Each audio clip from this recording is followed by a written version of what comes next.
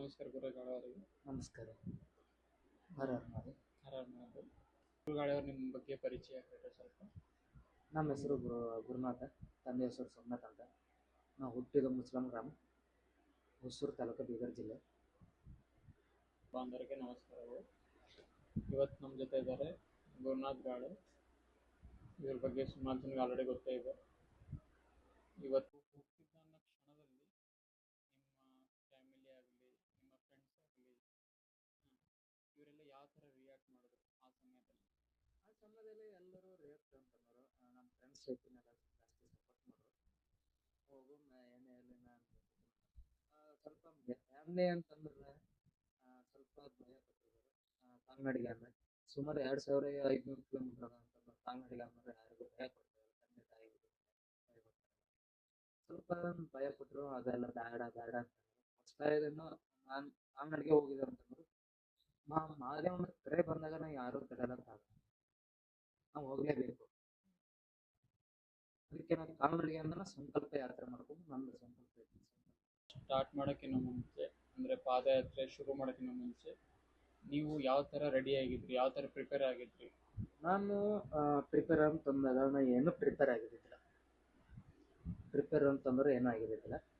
ಹೋಗೋ ಟೈಮಲ್ಲಿ ಒಂದು ಸ್ವಲ್ಪ ಮೈಮೇಲೆ ಉಟ್ಟು ಬಟ್ಟೆ ಅಂತಂದ್ರೆ ಒಂದು ಜೋಡು ಬಟ್ಟೆ ನೀವು ಉಟ್ಕೊಂಡು ಹೋಗಿ.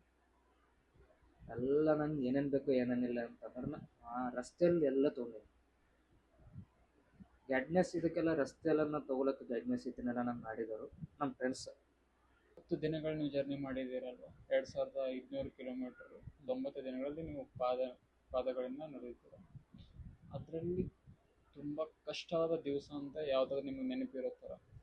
ಕಷ್ಟ ಆದ ದಿವಸ ಅಂತಂದ್ರೆ ಒಂದೇ ಒಂದು ದಿನ ಅದ. ಅದು ಎಲ್ಲಿ ಅಪ್ಪ ಅಂತಂದ್ರೆ ಓಂಕಾರೇಶ್ವರದಿಂದ ಇಂದೂರ್ಗೆ ಹೋಗೋ ಟೈಮಲ್ಲಿ ಅಲ್ಲಿ ಭೈರು ಘಾಟ್ ಅಂತೇಳಿ ಬರುತ್ತೆ. ಆ ಘಾಟ ಅಂತಂದ್ರೆ ಇಷ್ಟು ಕಠಿಣವಾದ ಘಾಟ್ ಅಂತಂದ್ರೆ ಯಾವ ಥರ ಅಲ್ಲಿ ಮನುಷ್ಯರಂದ್ರು ಹೇಳೋಕ್ಕೆ ಬರಲ್ಲ. ಮಾನವ ಅಂತಂದ್ರೆ ಇಷ್ಟೊಂದು ವಿಚಿತ್ರ. ಅವ್ರು ಅಲ್ಲಿ ಏನು ಮಾಡ್ತಾರಪ್ಪ ಅಂತಂದ್ರೆ ನಮ್ಮಂಥವ್ರು ಯಾತ್ರೆ ಮಾಡೋರಿಗೆ, ಬೈಕ್ ರೈಡರ್ಸ್ಗಳಿಗೆ ನಿಂದ್ರಿಸಿ ದುಡ್ಡು ಕಸ್ಕೊಳ್ಳೋದಾಗಲಿ, ಮೊಬೈಲ್ ಕಸ್ಕೊಳ್ಳೋದಾಗಲಿ, ಇಂಥವ್ರು ಸಾಕಷ್ಟು ಜನ ನಿಂತ್ಕೊಂಡಿದ್ದಾರೆ. ನನಗೂ ಆಗಿತ್ತು. ನನಗಂತಂದ್ರು ಹೊಂಗೆ ಬಾಬಾ ಬಂದ್ಬಿಟ್ಟು ನನ್ನ ಮೈ ಮೇಲೆಲ್ಲ ಜ್ವಾಲ, ಅಕ್ಕಿ, ಕೂದಲು ಇದನ್ನೆಲ್ಲ ಕಿತ್ತು ಬಿಸಿಲಾಗ್ತದ. ನಾನು ಮಾತಾಡಿಸಿಲ್ಲ, ನಾನು ಹಾಗೆ ಬಿಟ್ಕೊಂಡು ಜಾಸ್ತಿ ಬೆನ್ನು ಹತ್ಲತ್ತವ. ಬೆನ್ನು ಹತ್ತೋ ಟೈಮ್ನಾಗ ಏನು ಮಾಡೋಣ, ನಿನಗೆ ಏನು ಬೇಕಪ್ಪ ಅಂತ ನಾ ಕೇಳಿದೆ. ಕೇಳಿದ ತಕ್ಷಣ ಏನು ಮಾಡೋಣ, ನನ್ನ ಕೈಯಲ್ಲಿ ಇದ್ದಿದ್ದು ವಾಚ್ ಕಸ್ಕೊಂಡು ಹಂಗೆ ವಾಚ್ ಬೇಕು, ನಂಗೆ ಇಷ್ಟ ಬೇಕೇನಿಲ್ಲ ಅಂತ. ಅಪ್ಪ ತಗೋಪ್ಪ ಅಂತ ನಾ ಏನು ಮಾಡ್ದೆ, ನಂಗೆ ಅಂಜಿಕೆ ಭಯ ಇತ್ತು. ಇವ್ರು ಏನೋ ನನ್ನ ತೊಗೊಲಿ ನಂಗೆ ಏನೂ ಮಾಡ್ಬಾರ್ದು ಅಂತೇಳಿ ನಾ ಕೊಟ್ಬಿಟ್ಟು ನನ್ನ ಒಂದು ದಿವಸದಲ್ಲಿ 60 ಕಿಲೋಮೀಟ್ರ್ ನಡೆದೀನಿ. ಅದೇ ನನ್ನ ಕಠಿಣ ಜಾಗ. ನೀವು 90 ದಿನಗಳ ಜರ್ನಿಯಲ್ಲಿ ಯಾವತ್ತಾದರೂ ನಿಮಗೆ ಸಾಕಪ್ಪ ಇಲ್ಲಿಗೆ ಬಿಟ್ಟು ಹೋಗೋಣ, ಮನೆಗೆ ಹೋಗ್ಬಿಡೋಣ ವಾಪಸ್ ಇಲ್ಲಿಂದನ ಬಸ್ ಇಲ್ಲ, ಬೈಕ್ ಇನ್ನೊಂದು ನೀವು ಅಂದ್ರಲ್ಲ ಇಲ್ಲಿಗೆ ಸಾಕಪ್ಪ ಅಂತಂದ್ರಲ್ಲ, ಇದು ನಾ 3 ಜ್ಯೋತಿರ್ಲಿಂಗ ಮುಗಿಸಿದ್ವಿ. 12 ಜ್ಯೋತಿರ್ಲಿಂಗ ನಂಗೆ ತಿರ್ಗೋದು ಆಸೆ ಇತ್ತು. 3 ಜ್ಯೋತಿರ್ಲಿಂಗ ಮನೀದು ಪ್ರಾಬ್ಲಮ್ ಇದ್ದಿಸ್ಲಕ್ಕ ನಾವು ವಾಪಸ್ ಬಂದೆ. ಫ್ರೆಂಡ್ಸ್ ಎಲ್ಲರ ದೋಸ್ತರಿಗೆ ಇದನ್ನೆಲ್ಲ ಬೇಡಪ್ಪ ಬೇಡ ಇಲ್ಲಿಗೆ ಮುಗಿಸ್ಕೊಂಡು ಬಾ ಅಂತ ಫ್ರೆಂಡ್ಸ್ ಇದನ್ನೆಲ್ಲ ಒತ್ತದಿಂದ ಮಾಡಿ ಅವ್ರದ್ದೆಲ್ಲ ನಾವೇ ಇದ್ದೀನಿ ನನ್ನವ್ರು ಭೀ ಅಂತ ಅನ್ಕೊಂಡು ನಂಗೆ ಭೀ ಹರಲ್ಲ ಅಂತಂದು ಅದು ತಿಳ್ಕೊಂಡು ನಾವು ವಾಪಸ್ ಬಂದೀನಿ. ಇಲ್ಲಾಂದ್ರೆ ನಂಗೆ 12 ಜ್ಯೋತಿರ್ಲಿಂಗ ತೀರಿಸ್ಕೊಂಡು ಎಲ್ಲ ಜ್ಯೋತಿರ್ಲಿಂಗ ನೋಡಿಕೊಂಡು ನಂಗೆ ಲಾಸ್ಟ್ ಆಸೆ ಇರೋದು ಅದೇ ಇತ್ತು. ನಮ್ದು ಊಟದ ಬಗ್ಗೆ ನಿಮ್ಗೆ ಇರೋ ಪ್ಲೇಸ್, ಜಾಗ ಇಲ್ಲ ನೀರು, ಇದೆಲ್ಲ ಯಾವ ಥರ ಮ್ಯಾನೇಜ್ ಮಾಡಿದ್ರೆ? ಊಟ ನೀರು ಅಂತಂದ್ರಲ್ಲ, ಊಟ ಇಲ್ಲ ಕರ್ನಾಟಕ ಬಿಟ್ಟು ಮಹಾರಾಷ್ಟ್ರ ಒಂದು ಬಿಟ್ಟು ಆ ಕಡೆ MP UP ಹೋದಂದ್ರೆ ಊಟದ ತೊಂದರೆ ಭಾಳಷ್ಟು ತೊಂದರೆ ಅಂದ್ರೆ ತೊಂದರೆ. ಯಾಕಂದ್ರೆ ಪಾಮ್ ಆಯಿಲ್ ಯೂಸ್ ಮಾಡ್ತಾರೆ ಜಾಸ್ತಿ.